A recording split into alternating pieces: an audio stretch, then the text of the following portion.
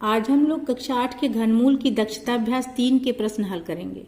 इस अभ्यास में वो सभी प्रश्न हैं जो घनमूल के अंतर्गत अब तक हम लोग इस चैप्टर में सीख चुके हैं। आइए शुरू करते हैं अभ्यास को। पहला प्रश्न है, निम्न समीकरण में x का मान है। ये समीकरण दिया है 10 का क्यूब प्लस x का क्यूब बराबर 1 का क्यूब प्लस 12 का क्यूब। तो यहाँ पर हमें करना क्या है, 1 का क्यूब 1 ही होगा। 12 का क्यूब अगर हम करते हैं 12 गुणा 12 गुणा 12 हम जब करते हैं तो ये आ जाता है 1728। अब इसको जब हम जोड़ेंगे तो ये हो जाएगा 1729। अब इधर क्या है, 10 का क्यूब 1000 हो जाएगा, तो 1000 प्लस एक्स क्यूब बराबर हो जाएगा 1729। तो जब हम एक्स क्यूब की वैल्यू निकालेंगे तो 1000 इधर प्लस में है तो इधर आके माइनस हो जाएगा। तो 1729 से जब हम 1000 माइनस कर देंगे तो ये बचेगा 729। और हमको पता है कि 729 9 का क्यूब है, यानी इसको हम लिख सकते हैं 9 गुणा 9 गुणा 9 या 9 क्यूब के बराबर। तो जब x की क्यूब की वैल्यू बराबर 9 क्यूब के है तो x का मान 9 के बराबर हो जाएगा। सेकेंड क्वेश्चन में 4 पार्ट हैं जिसमें हमें संख्याओं के घनमूल निकालना है। पहला पार्ट है 2,50,047। तो हमें इसके सबसे पहले गुणनखंड करना होगा। ये सारे गुणनखंड हमने इस तरीके से कर लिए हैं। गुणनखंड करने के बाद सारे गुणनखंडों को एक साथ लिख लेना है और फिर हमें ट्रिपलेट बना लेना है। जब हम इसका घनमूल निकालेंगे तो प्रत्येक ट्रिपलेट से एक संख्या लिखी जाएगी और उन संख्याओं का आपस में गुणा हो जाएगा। तो यहाँ पर हमने पहले ट्रिपलेट से 3, दूसरे से 3 और तीसरे से 7 निकाला है। तो 3, 3 और 7 का गुणा कर दिया, 3 3 9 7 63। तो इस तरीके से 2,50,047 का घनमूल आ गया 63 के बराबर। सेकेंड पार्ट है 1,10,552। तो उसी प्रोसेस से हमें गुणनखंड करना है। विभाज्यता हमें हर हाल में चेक करते हुए सारे गुणनखंड करते रहना है। तो ये सारे गुणनखंड जब हमने कर लिया है, थोड़ा लंबा जा रहा है, तो सारे गुणनखंडों को एक साथ जब हमने लिख लिया है ये और इनके ट्रिपलेट बनाए हैं, अब हमें इसका घनमूल निकालना है। तो हर ट्रिपलेट से हम एक संख्या लिखेंगे, पहले वाले से 2, दूसरे से फिर 2 और तीसरे में फिर 2, चौथे में फिर 2, पांचवें में आ गया 3। इन सब का हम आपस में गुणा कर रहे हैं तो आ रहा है 2 दूनी 4, दूनी 8, दूनी 16 या 48। तो इस तरीके से इस संख्या का घनमूल आ जाएगा 48। थर्ड पार्ट में है 14,04,928। अब इसके गुणनखंड भी वैसे कर लेने हैं। अगर हम एक तरफ से गुणनखंड करना शुरू करेंगे तो बहुत लंबा टाइम खींच जाएगा, इसलिए सारे गुणनखंड हमने कर रखे हैं। ये सारे गुणनखंड इस तरीके से। अब पूरे गुणनखंडों को एक साथ लिखना है और उसके बाद हमें हर ट्रिपलेट से एक संख्या लेकर सबका गुणा करके घनमूल निकाल लेना है। तो यहाँ पर ये ट्रिपलेट बने हुए हैं। इससे हमने लिया 2, फिर इससे लिया 2 और तीसरी बार फिर 2 और फिर 2 और फिर 7। इन सबका हमने गुणा किया, 2 दूनी 4, दूनी 8, दूनी 16 सत्ते 112। तो इसका घनमूल आ गया 112 के बराबर। फोर्थ पार्ट में है 17,71,561। अब ये संख्या 11 से डिविजिबल है, तो 11 से हमने इसके गुणनखंड शुरू कर दिए। इस तरीके से इसके गुणनखंड आ गए हैं। अब इसका जब हम घनमूल निकालेंगे तो 1 11 यहाँ से निकलेगा और 1 11 यहाँ से, तो इसका घनमूल आ जाएगा 11 गुणा 11 यानी कि 121। थर्ड क्वेश्चन में हमें भिन्न संख्याओं के घनमूल निकालना है।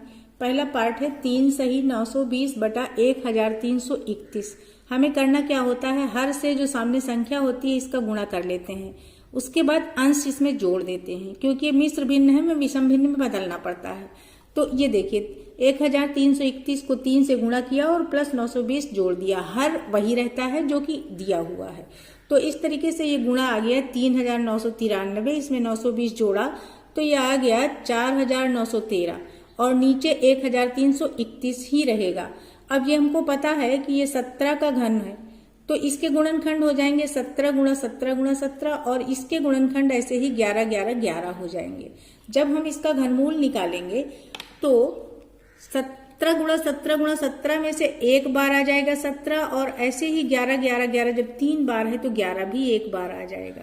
अब अंश बड़ा है, हर छोटा है, तो हम क्या करेंगे, हर से भाग देंगे। 11 का पहाड़ा 17 में एक बार जाएगा तो 1 सही और 6 बचा तो 6 अंश हो गया और बटा 11। तो 1 सही 6/11 इसका घनमूल आ गया। सेकेंड पार्ट में है 1 सही 13,084 बटा 29,791। अब इसमें 29,791 का 1 से गुणा होगा तो यही होगा। अब इसमें दूसरी वाली संख्या हमें अंश जो है इसको जोड़ना रहेगा। तो इस तरीके से हमने जब जोड़ा तो ये 42,875 आ गया और नीचे 29,791 ही रहेगा। अब हमें अंश और हर दोनों के अलग अलग गुणनखंड इस तरीके से कर लेने हैं और फिर हम देख रहे हैं कि इस संख्या के जो गुणनखंड आए हैं उनको एक साथ हम जब लिख देंगे और ट्रिपलेट बनाएंगे घनमूल निकालने के लिए तो ये हमारे ट्रिपलेट इस तरीके से बन जाएंगे। अब इसका घनमूल जब हम निकाल रहे हैं तो क्या होगा, यहां से निकलेगा 5 और गुणा 7/31 तो ये आ गया 35/31। अब 31 से जब हम इसको भाग देंगे तो एक बार जाएगा तो 31 एकम 31 बचा कितना 4, 1 सही 4/31 इसका घनमूल आ गया। थर्ड पार्ट है 3 सही 2042 बटा 3375।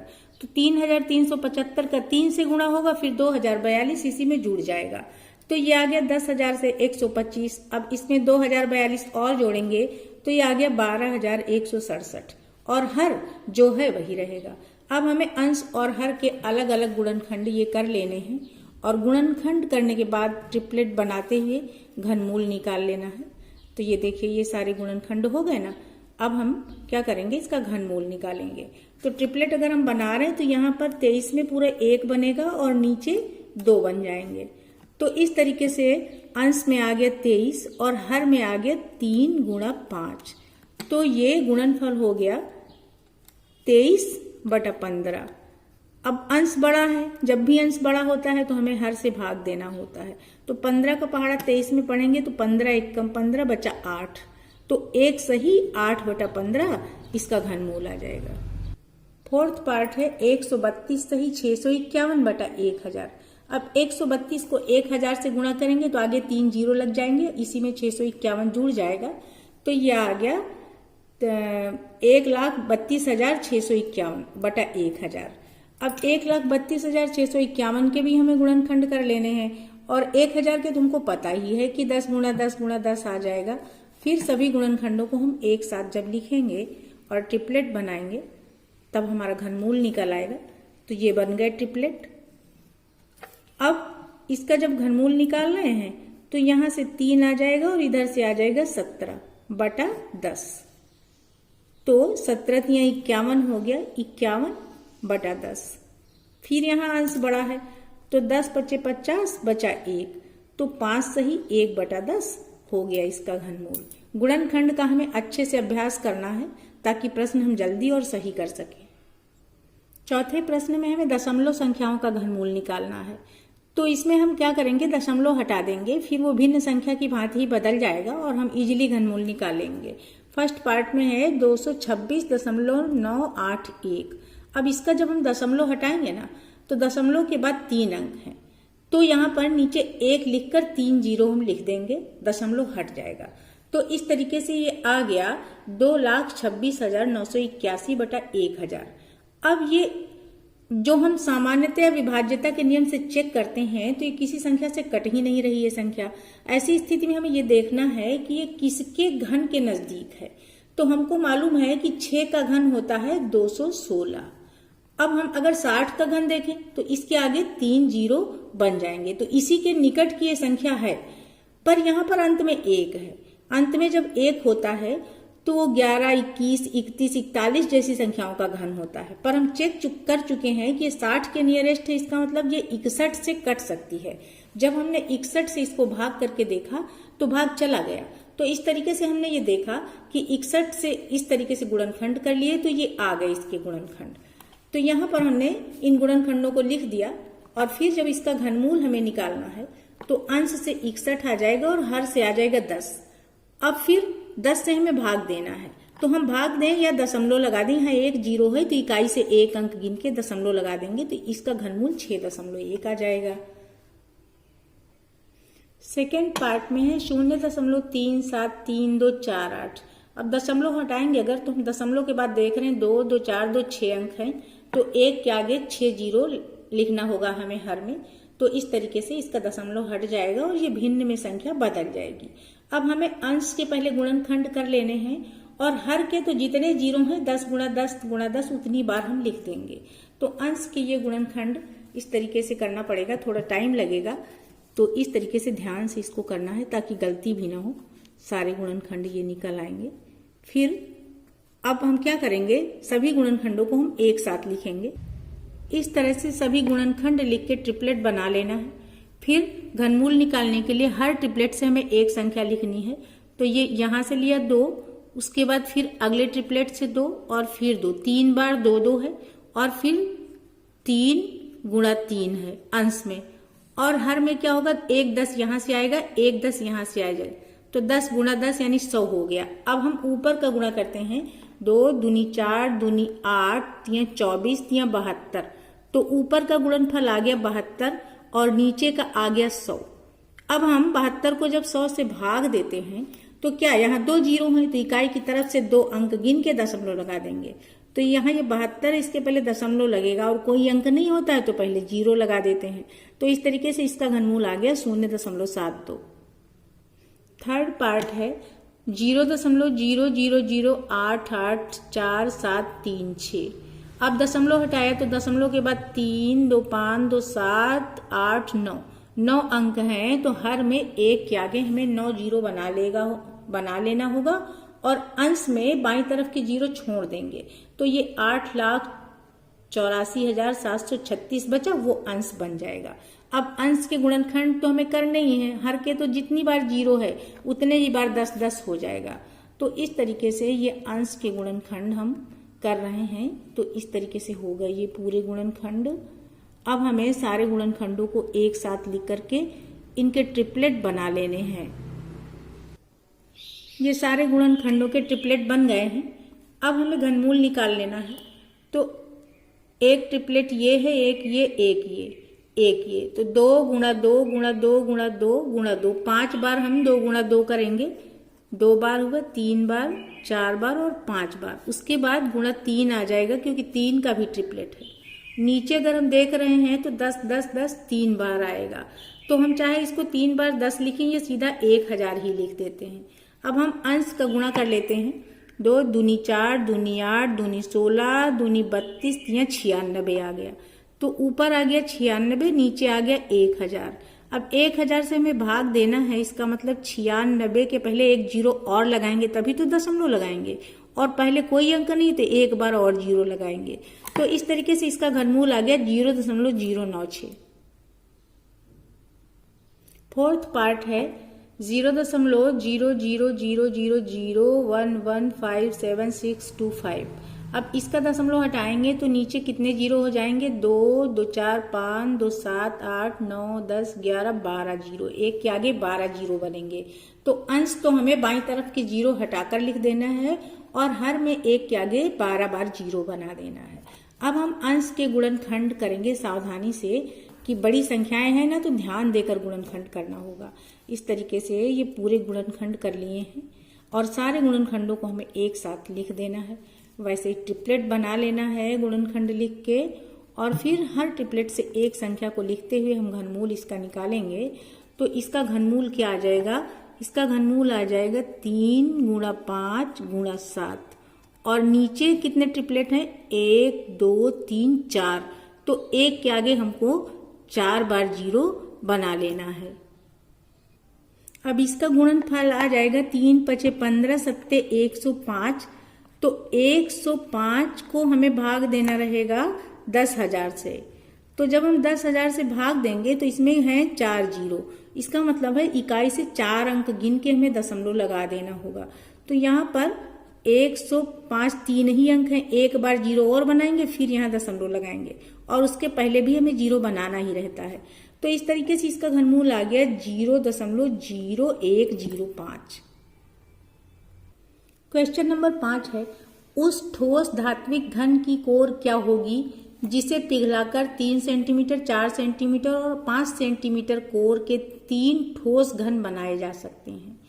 तो बड़े वाले ठोस को गलाकर 3 छोटे घन बनाए जा रहे हैं। इसका मतलब बड़े घन का आयतन तीनों छोटे घनों के आयतन के बराबर होगा। तो यहाँ पर हम देखें, पहले छोटे घन का आयतन क्या हो जाएगा, 3 क्यूब।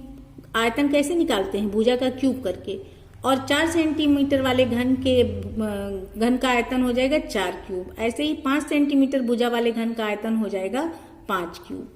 अब 3 का क्यूब जब हम करते हैं तो 3 तिया 9 तिया 27 होता है। ऐसे 4 का क्यूब करेंगे तो 64 आ जाएगा। 5 का क्यूब करेंगे तो 5 पचे 25, पंचे 125।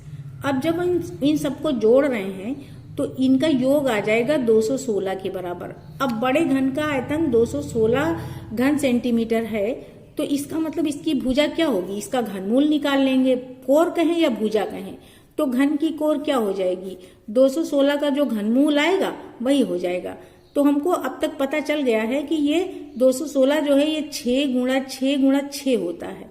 तो जब हम इसका घनमूल निकाल रहे हैं तो इसका घनमूल आ जाएगा 6 सेंटीमीटर, यानी बड़े वाले घन की कोर क्या हो जाएगी, 6 सेंटीमीटर हो जाएगी। क्वेश्चन नंबर 6 है, 2 ठोस धात्विक घनों की कोरें क्रमशः 9 सेंटीमीटर एवं 10 सेंटीमीटर हैं। उनको पिघलाकर उनके संयुक्त द्रव्यमान से 1 घन सेंटीमीटर आयतन के बराबर द्रव्यमान निकालकर अवशेष से एक नया ठोस घन बनाया गया। इसकी कोर ज्ञात कीजिए। तो सबसे पहले तो हम ये निकालेंगे कि दोनों घनों के आयतन कितने हो जाएंगे, क्योंकि उनको मिला दिया गया है।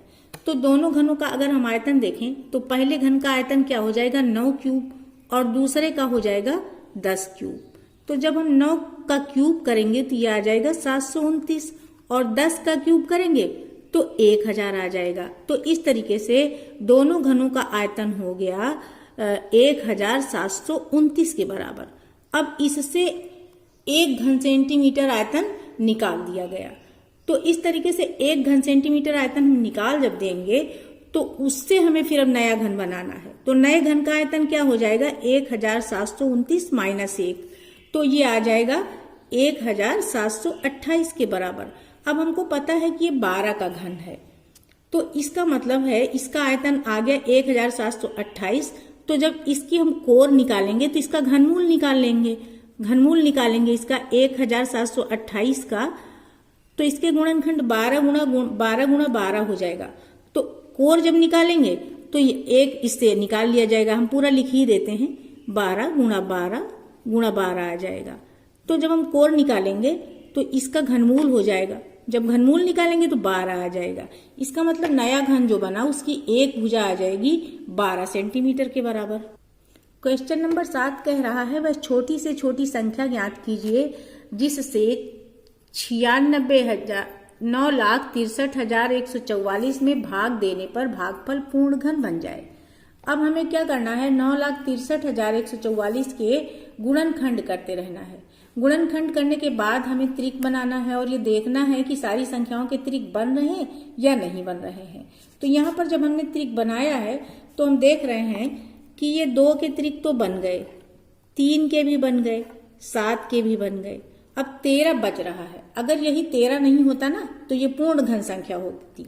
इसका मतलब है कि इस संख्या को अगर हम 13 से भाग दे दें तो ये पूर्ण घन संख्या बन जाएगी। भागफल जो आएगा ना वो पूर्ण घन संख्या होगी। तो यही इसका आंसर हो जाएगा। 8वां क्वेश्चन है, 26,244 में किस छोटी से छोटी संख्या का गुणा करें कि गुणनफल पूर्ण घन बन जाए। हमें यहाँ पर वैसे ही गुणनखंड करके त्रिक बनाना है। त्रिक बनाने के बाद हमें ये देखना है कि क्या सबके ट्रिपलेट बन रहे हैं। ये ट्रिपलेट हमें बनाना पड़ेगा। तो यहाँ हम देख रहे हैं 1 बार 2 की इसमें कमी है, 3 का ट्रिपलेट बन गया, यहाँ भी 3 बन गया, और इसमें भी 1 बार 3 की कमी है।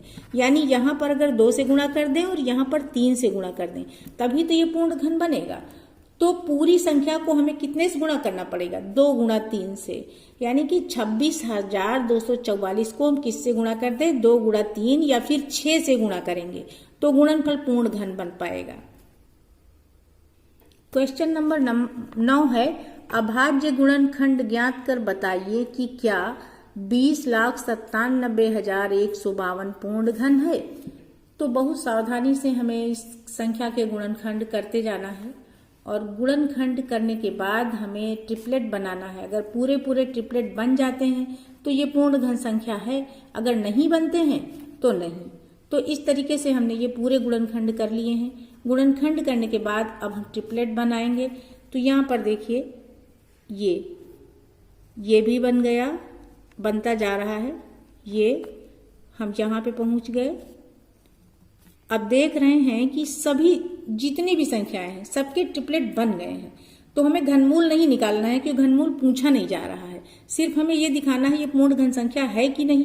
तो सभी के ट्रिपलेट बन गए हैं, इसका मतलब ये पूर्ण घन संख्या है।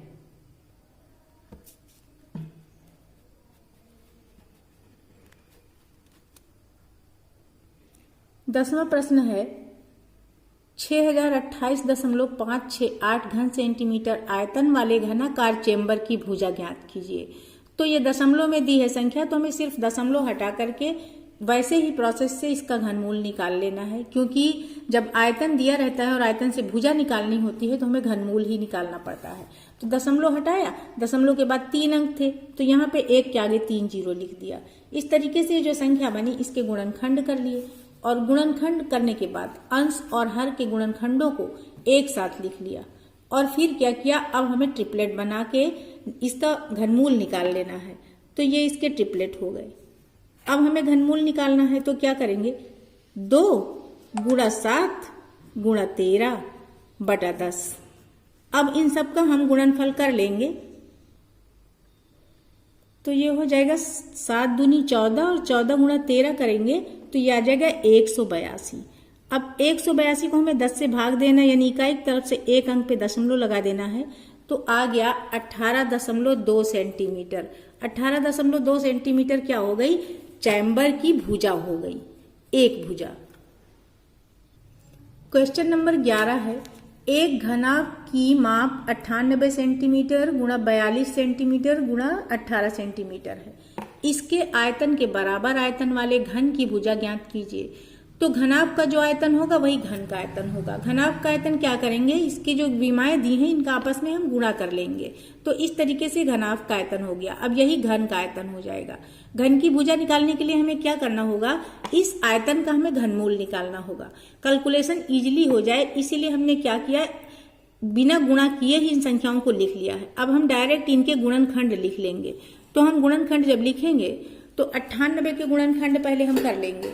तो 98 का आ जाएगा 2 गुणा 7 गुणा 7, 2 गुणा 7 गुणा 7 करेंगे। ऐसे ही जब 42 का करेंगे तो ये आ जाएगा 2 गुणा 3 गुणा 7।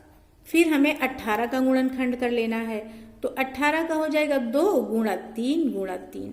अब यहाँ पर हम ध्यान से देख रहे हैं कि ट्रिपलेट किसके किसके बन रहे हैं, 1 2 यहाँ, 1 2 यहाँ, 1 2 यहाँ। इसका मतलब है जब घनमूल निकालेंगे तो 1 बार 2 बाहर हो जाएगा।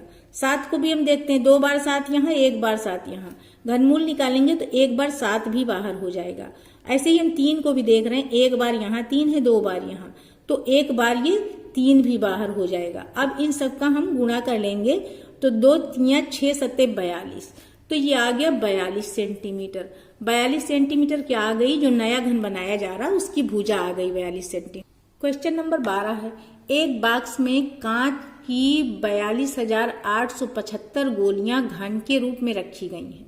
बॉक्स में गोलियों की कितनी तहें होंगी।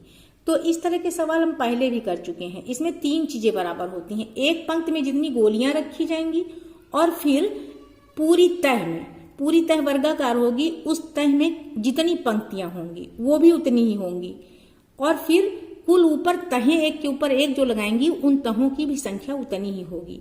तो हम मान लेते हैं ये तीनों चीजों की वैल्यू x है। तो इस तरीके से x हो गई एक पंक्ति में गोलियों की संख्या। अब पूरी तह में x पंक्तियां भी हैं, तो इसको जब हम x से गुणा कर देंगे तो पूरी तह में गोलियों की संख्या हमको पता चल जाएगी। अब तहें भी x होंगी, तो इस तरीके से पूरे घन के रूप में जो सेटिंग है उसमें कितनी गोलियां होंगी इसको एक बार और x से गुणा करेंगे तो ये आ गया x क्यूब। अब x क्यूब की वैल्यू दी है 42,875 के बराबर। अब हमें x की वैल्यू जब निकालना होगा तो हम क्या करेंगे, इसका घनमूल निकालेंगे। इसका जब घनमूल निकालेंगे तो हमें इसके गुणनखंड करने होंगे। इसके गुणनखंड आ जाएंगे 5 गुणा 5 गुणा 5 गुणा 7 गुणा 7 गुणा 7। तो इस तरीके से दोनों ट्रिपलेट में से हम एक एक संख्या जब निकालेंगे तो ये आ जाएगा 5 गुणा 7, तो कुल गोलियां आ जाएंगी 35। यहाँ x बराबर 35 आ चुका है और हम मान चुके हैं कि बॉक्स में कुल तहों की संख्या x है। इसका मतलब बॉक्स में कुल तहों की संख्या आ गई 35।